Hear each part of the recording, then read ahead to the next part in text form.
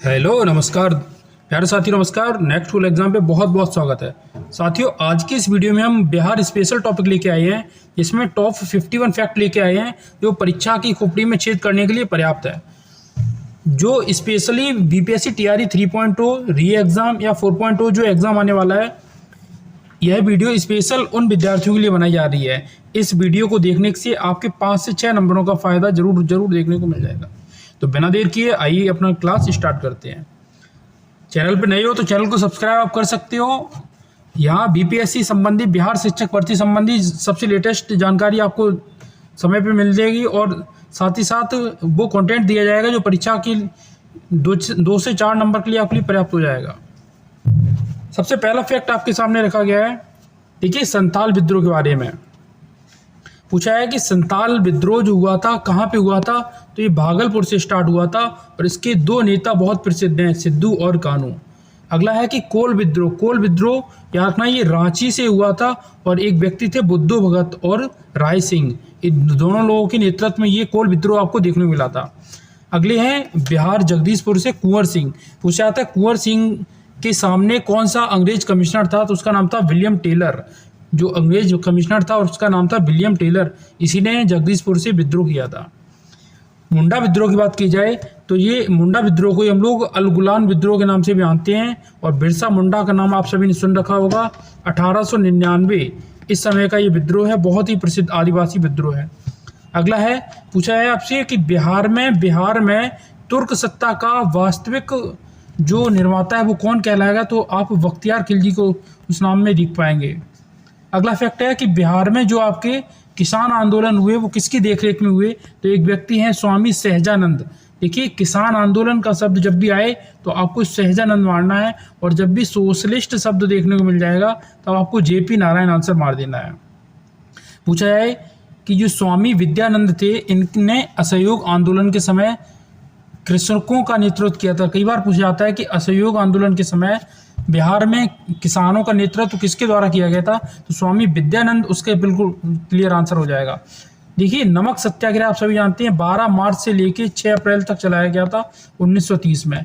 उस समय हमसे ये पूछा जाएगा कि जो नमक सत्याग्रह चलाया गया था उसे बिहार में कहाँ से और किसने चलाया था, तो याद रखना वो व्यक्ति थे महादेव लाल ने इन्हें भागलपुर से ये नमक सत्याग्रह चलाया गया था। पूछा है एक सत्याग्रह बहुत प्रसिद्ध है, बीपीएससी का फेवरेट है, अंबारी सत्याग्रह। अंबारी सत्याग्रह कहाँ का है तथा किसके द्वारा चलाया गया है, तो ये बिहार से संबंधित है। एक व्यक्ति थे राहुल साकृत्यायन, इन्होंने ये अंबारी सत्याग्रह चलाया था। नेक्स्ट फैक्ट है कि बिहार स्वराज की स्थापना किसके द्वारा की गई है, तो बिहार के पहले मुख्यमंत्री श्री कृष्ण सिंह के द्वारा बिहार स्वराज की स्थापना की गई है। हमसे पूछा जाएगा कि बिहार समाजवादी पार्टी किसके द्वारा गठित की गई, किसके द्वारा बनाई गई, तो व्यक्ति थे फूलन प्रसाद वर्मा। फूलन प्रसाद वर्मा ने बिहार समाजवादी पार्टी बनाई है। अगला फैक्ट आपसे पूछा जा सकता है कि स्वदेशी आंदोलन के दौरान किस जगह राखी रक्षाबंधन मनाया गया था स्वदेशी के समय, तो याद रखना वो दरभंगा जगह था जहाँ पे स्वदेशी आंदोलन के समय रक्षाबंधन मनाया गया था। भारत छोड़ो आंदोलन के समय किस जिला को अपराधी जिला घोषित किया गया था, मोस्ट इंपोर्टेंट फैक्ट है, तो याद रखना सारण जिला को अपराधी जिला घोषित किया था भारत छोड़ो के समय। देखिए, भारत छोड़ो आप सभी जानते हैं 1942 की घटना है, और इसी घटना के समय महात्मा गांधी ने अंग्रेजों भारत छोड़ो का नारा भी दिया था, और इसी समय जेपी नारायण जेल तोड़कर फरार हो गए थे। अगला पूछा जाता है कि विश्व का पहला गणतंत्र जो वैशाली है ये किसके द्वारा स्थापित किया गया है, तो याद रखना लिच्छवी नरेश जो थे उनके द्वारा ये स्थापित किया गया था। एक वंश बहुत पूछा जाता है आपसे, कर्नाट वंश के संस्थापक कौन हुए, तो याद रखना कर्नाट वंश के संस्थापक हरि सिंह हुए। वहीं बिहार समाजवादी पार्टी जो थी ये फूलन प्रसाद वर्मा जी के द्वारा बनाई गई है। बिहार में चोरी विद्रोह, देखिए एक चोरी चोरा घटना आपकी गोरखपुर में होगी उत्तर प्रदेश में। जो घटना आपकी चोरी चोरा होगी 4 फरवरी 1922 को, वो आपका गोरखपुर में होगी। लेकिन बिहार में एक चोरी विद्रोह हुआ था 1798 में, ये भी बहुत महत्वपूर्ण है। अगला आपसे पूछा जा सकता है कि 1942 में हजारीबाग जेल से कौन फरार हुए, जस्ट अभी हमने बात की, वो जननायक जेपी नारायण थे। अगला पूछा जाता है राजेंद्र प्रसाद के पास जो पहला विभाग था 1946 में अंतरिम मंत्रिमंडल में कौन कौन से विभाग थे, तो याद रखना राजेंद्र प्रसाद जी के पास खाद्य और कृषि 2 विभाग थे। आप कमेंट के माध्यम से बता सकते हैं कि वर्तमान में खाद्य मंत्री कौन है। बिहार, बात की जाए जनसंख्या घनत्व के मामले में तो ये देश में प्रथम स्थान पे आता है, वही अंतिम स्थान पे अरुणाचल प्रदेश है। देश में ये प्रथम तो आता है। पूछा है इसका जनघनत्व है कितना, तो 1106 किलोमीटर, 1106 किलोमीटर के एरिया में, 1 किलोमीटर के एरिया में 1106 लोग रहते हैं। अगला पूछा जा सकता है आपसे फैक्ट कि दक्षिण पश्चिम का विंध्याचल, अर्थात जो बिहार में जो पर्वत हैं उन पर्वतों में सबसे नवीनतम कौन सा है, तो जो दक्षिण पश्चिम का विंध्याचल पर्वत है ये सबसे नवीनतम है। पूछा जा सकता है कि बिहार के सबसे पुराने हिस्से में कौन सी पहाड़ियाँ आती हैं, तो वो खड़गपुर की पहाड़ियाँ आती है। आपसे एक पॉइंट ये भी पूछ लेता है डायरेक्ट कि कैमूर के जो पहाड़ हैं उनमें कौन से पत्थर देखने को मिलते हैं, तो उनमें चूना पत्थर देखने को मिलते हैं। एक आपसे झरना बहुत पूछा जाता है, वो है आपका तेल हांड, तेल का हांडी आपके कमरे में रखी हुई है, तो कैमूर आपको याद हो जाना है यहाँ से। अगला पूछा जाएगा कि ऐसी कौन कौन सी नदियां हैं जो दक्षिण से उत्तर की ओर बहती हैं, तो याद रखना ये 2 नदियां हैं, एक सोन और दूसरी पुनपुन, दोनों नदियां दक्षिण से उत्तर दिशा की ओर बहती हैं। पूछा जाए गंगा नदी के बारे में, देखिए बिहार में सबसे ज़्यादा लंबाई गंगा नदी की है, ये कुल 12 जिलों से निकलती है और सबसे ज़्यादा पटना में, ठीक है, पटना में 99 किलोमीटर ये दूरी तय करती है गंगा नदी। पूछिए है कि बिहार का शोक किस नदी को कहते हैं, बहुत कॉमन क्वेश्चन है ये तो आप सभी जानते होंगे, बिहार का शोक कोसी नदी को कहा जाता है। और देखिए गंगा नदी में 2 नदियां मिल रही हैं, नदियां काफ़ी मिलती हैं लेकिन 2 नदी बहुत महत्वपूर्ण है। एक जो कोसी नदी मिलती है ये मिलती है आपके कुर्सेला में, और दूसरी मिलती है आपकी पुनपुन नदी, ये मिलती है फतुहा में। कोसी कुर्सेला में और पुनपुन फतुहा में, ऐसे आखिर कासे कुर्सी और कासे कोसी और पुनपुन फतुहा। पूछा जाता है यूपी और बिहार की सीमा कौन कौन सी नदियां बनाती हैं, तो ये 3 नदियां हैं। कौन कौन सी, ये एक है कर्मनासा, दूसरी है गंडक और तीसरी है घाघरा। कर्मनासा, गंडक, घाघरा, ये 3 वो नदियां हैं जो यूपी और बिहार की सीमा बनाती हैं। एक पूछा जाएगा आपसे ककोल जलप्रपात कहाँ पे है, तो याद रखना ये आपके नवादा जिले में पड़ता है आपका ककोल जलप्रपात। अगला फैक्ट आपसे पूछा जा सकता है कि अमरकंटक से निकलने वाली नदियां कौन कौन सी हैं, तो ये 3 नदियां हैं, सोन, नर्मदा और महानदी। सोन, नर्मदा और महानदी। देखिए नर्मदा जाती है अरब सागर की ओर, महानदी जाती है बंगाल की खाड़ी में, और सोन नदी पटना में आके गंगा से मिल जाती।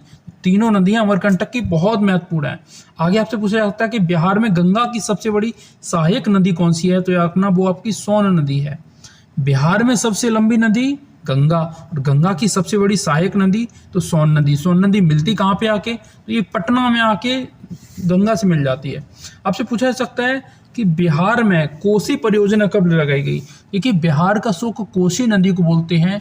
हमारा देश 1947 में आज़ाद हो गया था, ठीक है। 1951 में हम लोगों ने पहली पंचवर्षीय योजना चालू की और उसका उद्देश्य था कृषि।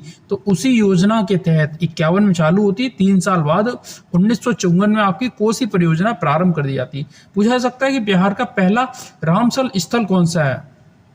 देखिए आप सभी जानते हैं रामसर स्थल जो है ये आर्द्र भूमि से संबंधित होता है, और ये आपका 2 फरवरी को आर्द्र भूमि दिवस मनाते हैं। रामसर जो स्थल है ये आपका ईरान में है। किस जगह, ईरान में। वर्तमान में भारत में सबसे ज़्यादा रामसर स्थलों की संख्या 82 हो चुकी है। आपके नवीनतम जो 2 रामसर स्थल हैं ये आपके बिहार में ही बड़े हुए हैं। लेकिन सबसे महत्वपूर्ण है आपका कि बिहार का पहला रामसर स्थल कौन सा है, तो याद रखना वो कांवर झील आपकी बेगूसराय की हो जाएगी। ये कांवर झील जो है ये बिहार की, भारत की और एशिया की सबसे बड़ी ताजे जल की झील है। पूछा जा सकता है यूपी बिहार की कौन सी ऐसी परियोजना है जो संयुक्त है, तो याद रखना गंडक परियोजना है। ये यूपी और बिहार दोनों की संयुक्त परियोजना के रूप में जानी जाती है।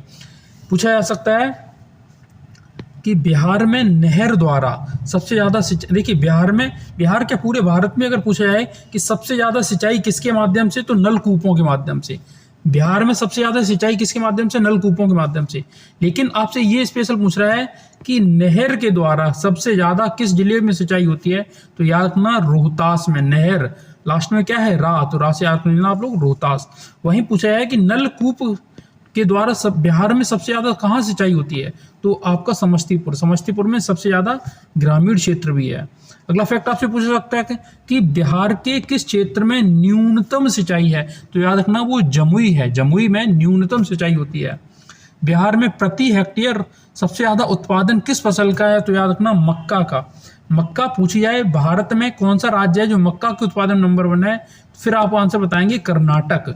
बिहार आपका लीची में है, मखाने में है, लेकिन मक्का में प्रथम नहीं है, दूसरे स्थान पे आता है। वहीं पूछा जाए जूट उत्पादन में बिहार का कौन सा स्थान है, तो जूट में प्रथम आपका पश्चिम बंगाल हो जाएगा और बिहार आपका दूसरे स्थान पे आएगा। पूछा जाए कि बिहार की मुख्य नगदी फसल कौन सी है, तो वो आपकी गन्ना है, और गन्ना सबसे ज़्यादा पश्चिमी चंपारण में देखने को मिलता है।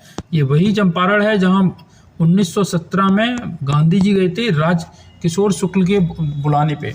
पूछा है कि कृषि कर्मण पुरस्कार किन फसलों के लिए दिया जाता है, तो ये मुख्यतः 2 फसलों के लिए, एक आपका मक्का और दूसरा गेहूं के लिए। मक्का गेहूं के लिए कृषि कर्मण पुरस्कार दिया जाता है। बिहार की जलवायु किस प्रकार की है, तो याद रखना ये उष्ण मानसूनी जलवायु है। बिहार में मुख्य रूप से देखिए, अगर बात की जाए बिहार की, तो बिहार में दोनों तरफ से अर्थात अरब सागर से भी और पश्चिम बंगाल से भी दोनों तरफ से बरसात होती है, लेकिन सबसे ज़्यादा जो प्रभावित बरसात करती है वो आपकी बंगाल की खाड़ी वाली करती है। वहीं अगर फैक्ट आपसे पूछा जाए कि बिहार में सर्वाधिक वर्षा कहाँ पे होती है, तो किशनगंज में होती है 205, और सबसे कम कहाँ पे होती है, औरंगाबाद में। बिहार में औसत वर्षा कितनी होती है, तो 200 mm होती है। ये फैक्ट आप सभी बड़ी बातें देख लीजिएगा। आपसे पूछा जा सकता है कि ग्रीष्म ऋतु में पूर्वी भाग में जो चक्रवाती तूफान आता है उसे किस नाम से जानते हैं, तो इसके प्रमुख नाम है आम्रकी बौछार, काल वैसाखिया और नॉर्वेस्टर।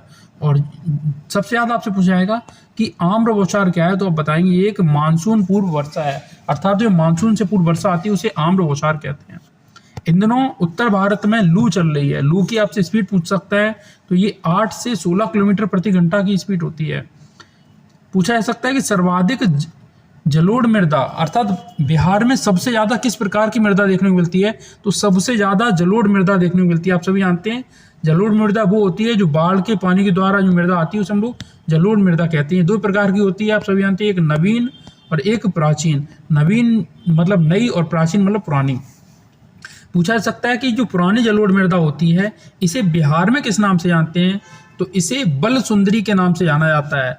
पूछा जा सकता है बल सुंदरी कहाँ कहाँ देखने को मिलेगी, तो सहरसा, दरभंगा, मुजफ्फरपुर जो ये क्षेत्र है यहाँ आपकी बल सुंदरी देखने को मिलती हैं। और पुरानी जलोढ़ मृदा को दक्षिण बिहार में करेल या केवाल के नाम से जानते हैं, करेल या केवाल। ये कुछ महत्वपूर्ण फैक्ट थे जो आपकी बीपीएससी परीक्षा के लिए मोस्ट इंपॉर्टेंट हो सकते हैं। बहुत जल्द एक ऐसी वीडियो आएगी जो बीपीएससी टीचर परीक्षा के लिए सिर्फ एक वीडियो ही पर्याप्त रहेगी। अगर ये वीडियो कैसी लगी आप कमेंट के माध्यम से जरूर बताइएगा, और अगली आप किस टॉपिक पर वीडियो चाहते हैं वो भी आप कमेंट कर सकते हैं। आपने अपना कीमती समय दिया उसके लिए बहुत बहुत धन्यवाद।